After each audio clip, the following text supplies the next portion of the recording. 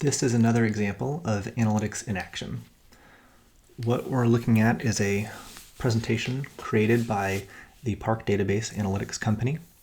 They are a company that specializes in providing analytics about theme parks to people who are investors in theme parks or thinking about creating a theme park.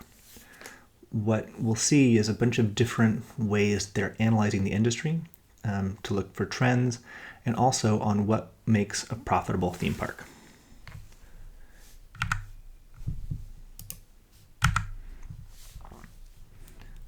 Here's kind of what we're going to look at. First off, the feasibility study. What they're saying is the feasibility study really comes down to one metric. Can you make enough money based on how much you need to spend for this to be profitable? And if you look at the way that they've broken these down, you've got on this side, these are the big names. So all the Disneylands. You can see that the Hong Kong Disneyland cost a huge amount of money for an advertised ticket price of about $80. These are regional sized parks, and these are all state-run parks.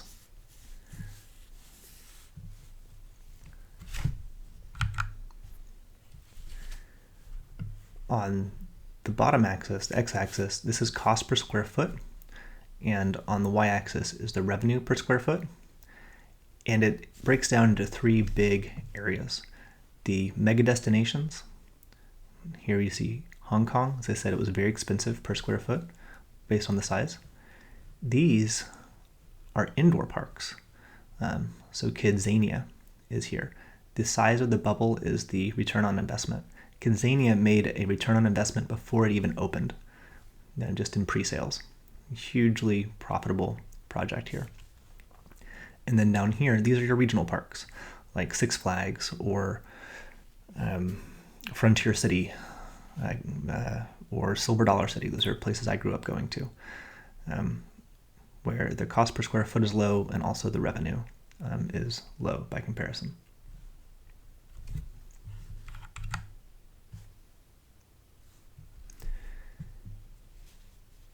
There is been a belief in the industry that the only way to make money is to have a huge park. And what the company is saying here is that's not actually the case. That just having a large park does not guarantee revenue. So Disneyland, Hong Kong is the biggest park, but the revenue is actually quite low, right? Their development costs were so high that the revenue compared to development cost is low. There is kind of a minimum size that you need to have for these to work. But this chart is the same information is presented here and is a little easier to understand. So your development costs are here in blue. You can see it just costs a huge amount to build this. And then your revenues are on this axis in pink. Normally dual axis charts are not useful. I would say it's a poor practice. But in this one, they do a pretty good job of making it where you can see the lots of information here. So having these smaller parks, the revenues are really high compared to the amount of cost to build them.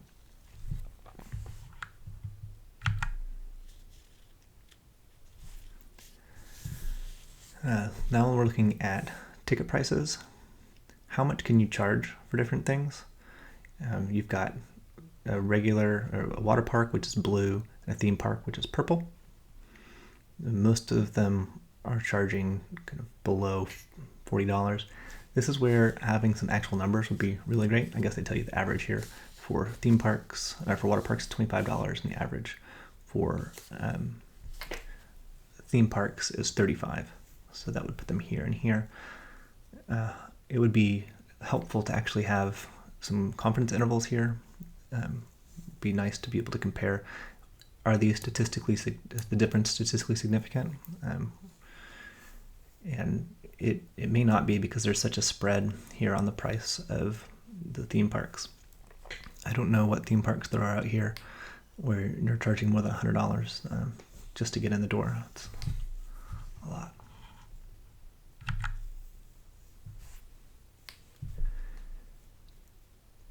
when you're looking to build a huge capital project like this, people often look at how much you spend to build it. The problem with that metric is the dates. So this Disneyland in California was built in 1955. And it cost a lot of money at the time, but if you normalize it to 2017 dollars, it's still relatively modest compared to things like, well, here, Epcot, also a Disney property, cost $3 billion to make. It's a huge amount of money. Six Flags Over Texas cost $81 million to make. You can see how big they are. These charts just give a sense of how big things are when they were built and how much it cost. Their argument is that being the first one makes a difference. Obviously, there's the biggest risk if you're the first one in an area or just the first kind of park of that style. But if you are successful, then you can be very successful. This has in it a lot of what's called survivorship bias. So we don't see in this chart all of the different theme parks that may have cost the same amount of money but failed. So we only see the successes, not the failures, which would be something we would want to know if we're about to spend, say, $2 billion for the Magic Kingdom or $3 billion for Epcot. I'd like to know what's the actually probability of success.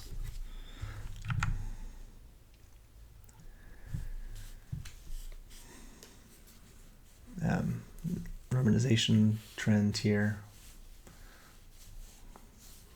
Different countries from 1960 to 2016. All right, revenue in the different companies here. You've got eWorld, you've got Busch Gardens, different theme parks here. Hard to read all of this. They sell this data, so they have an interest in showing charts like this that are enticing to investors, but if you want to actually dig into the data, you have to pay them money. The full report from the things that they sell is about $500 per topic.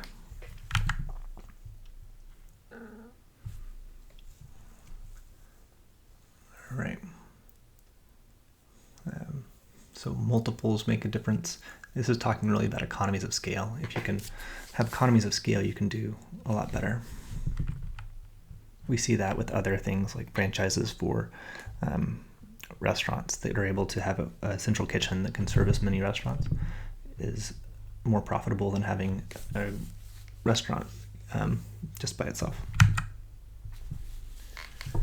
The number of people there that come to these places.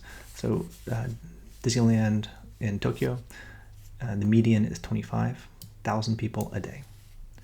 You can see it goes as high as 68,000 people in a day and as low as 6,000 people. You can also tell this chart was made in Excel because all these bins are messed up. They did not do something to fix the bins. Normal bin sizes should have been something like 5 to 10, 10 to 15, 15 to 20. That would have been easier for us to read. This bin is 23 to 28. It's not really well done.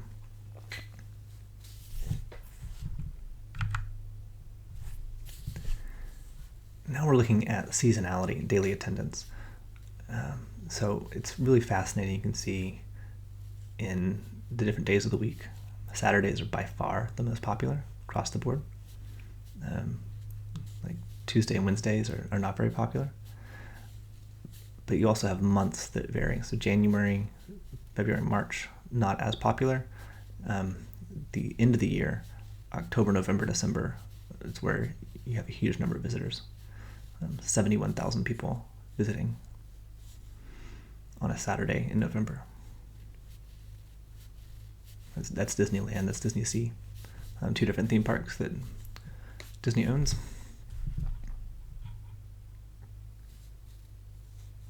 Yeah.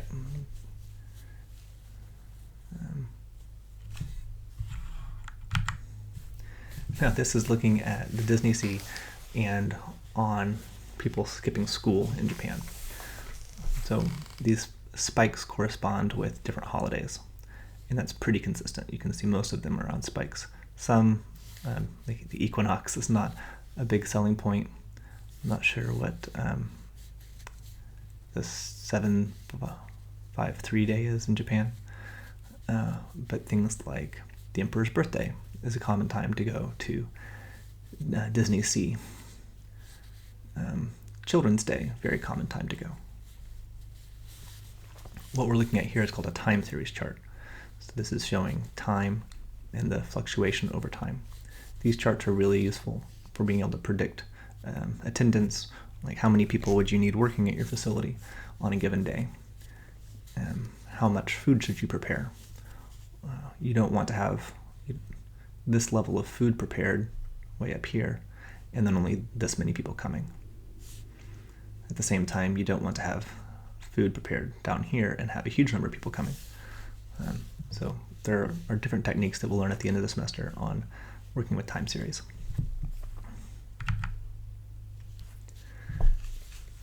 And now we're into more of their thought ideas. These are based in analytics, but not actual analytics results. So they say there are two kinds of theme parks. There's throughput, which are just based on getting people in and out of your facility. And then there's something that is time or round based. Right? So you get to go around a go-kart so many times. So if you're going to build a different kind of theme park, you need to think about what are these different methods you're going to do. It's different to have a bowling alley or a surf wave versus something like indoor skydiving or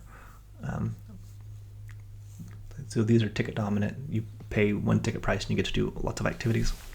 These, like bowling, you pay per round, per lane.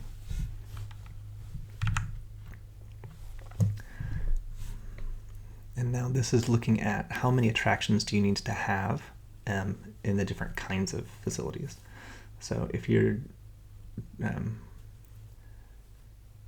it's like how big do you need to be? If you're doing here, you need to be quite large. If you're just doing a flying theater, it can be pretty small.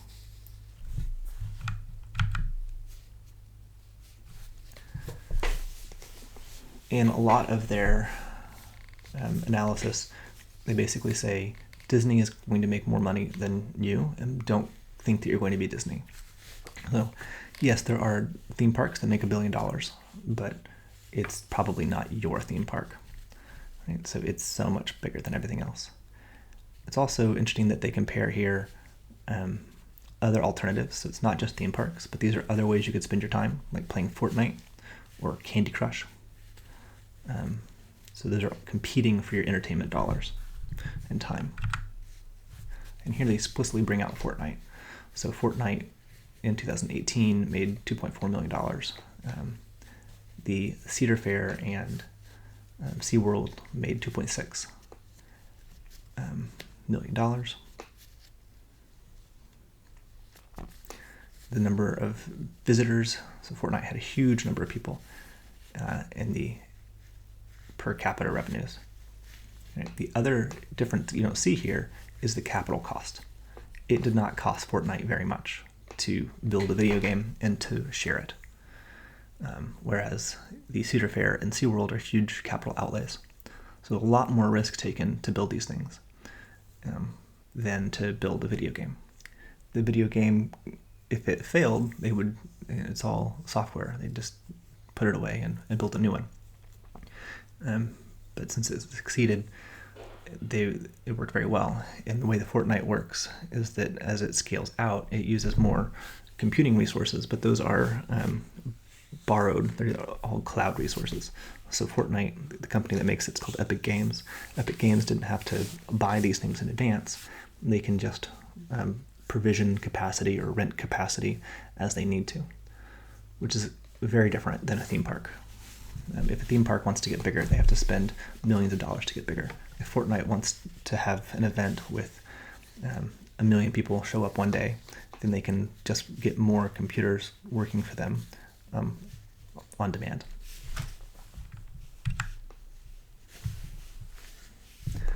Now for something different. This is looking at, if you're going to build a water park, what are the things you have to have?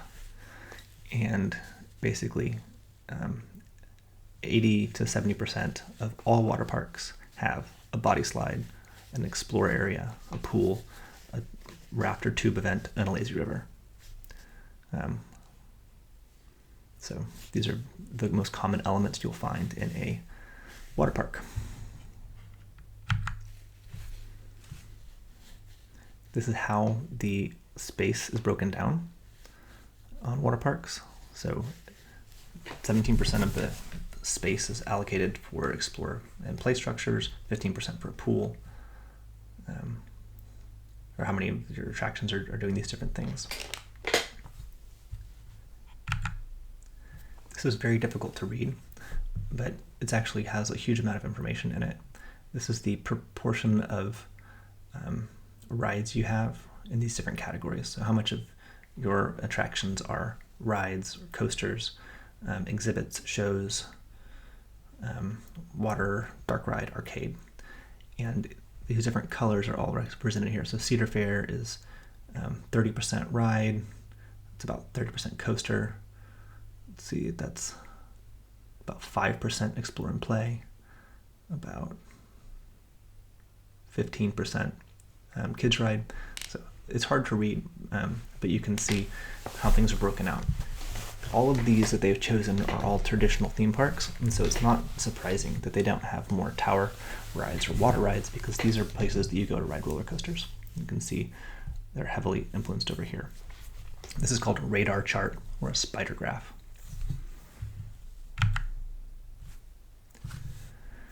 Looking again at land use, for Universal Studios, in these three areas, about 60% of them is back office material, and only about 40% is for the guests or the attractions. And that's really interesting, that so much of the land that they own is allocated to things that the patrons never see. So looking at the building in China, China has been thought to be a hotbed for theme parks, but what they're suggesting here is maybe that trend is cooling down.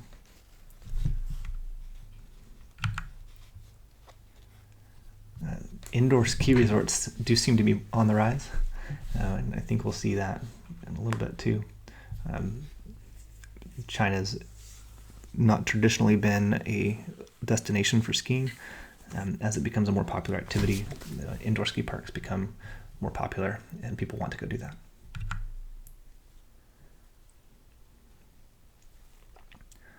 All right.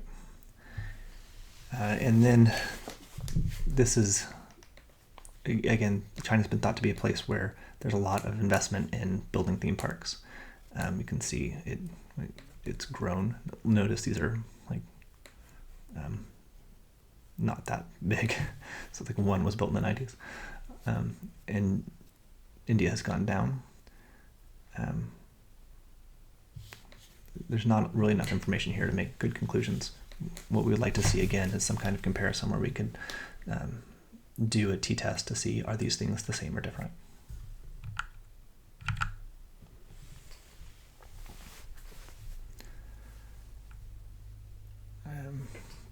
As people get richer, they can probably consume more theme parks. So they have more money to spend. That might mean that these could be good markets for you to go and build a theme park, because people are getting wealthier, they have maybe more leisure time, they have more money they can spend on attractions like this.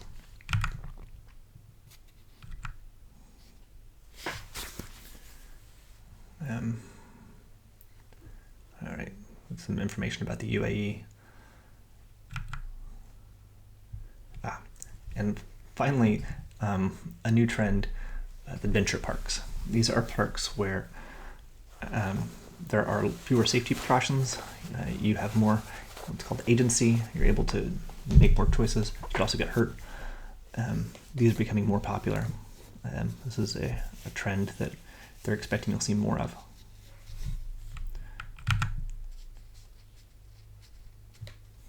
and adventure sports, so ATV, all-terrain vehicles, zip line, different breakdown of these things.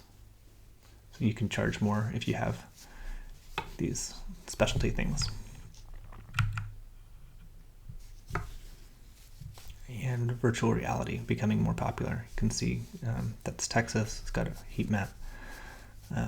These becoming more popular in different places. Other good thing about virtual reality is that you can have these experiences with minimum investment from the company. You don't have to build new infrastructure for you, like a whole new ride. Disney's been very good at this, of doing things on a screen where you're in a chair that moves and you feel like you're on a ride, but they didn't have to build an entire ride for you.